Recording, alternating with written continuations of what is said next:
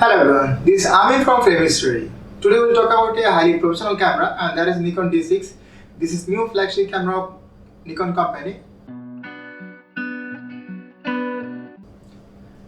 This is upgrade version of Nikon D5. We have got this one after 4 years of Nikon D5.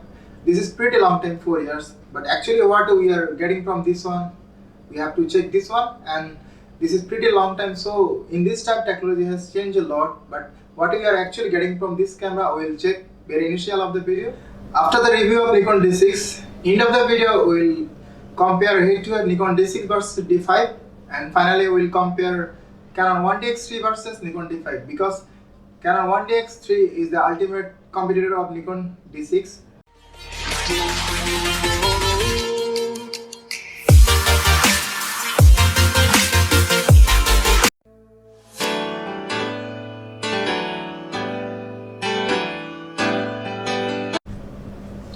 Current market price of Nikon D6 is $6,500.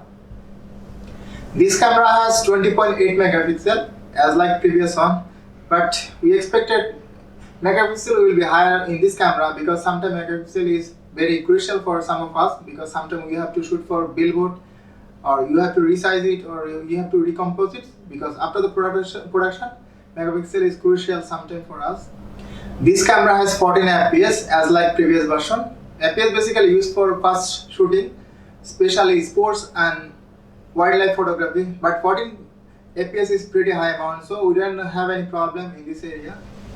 This camera has ISO range 100 to 2400, and it can be expandable to 50 to 3.2 million. This is pretty good amount, but we have already got this amount in Nikon D5, but this is pretty good amount for the low light performance, or it will produce a high quality or noise free, almost noise free photo in low light.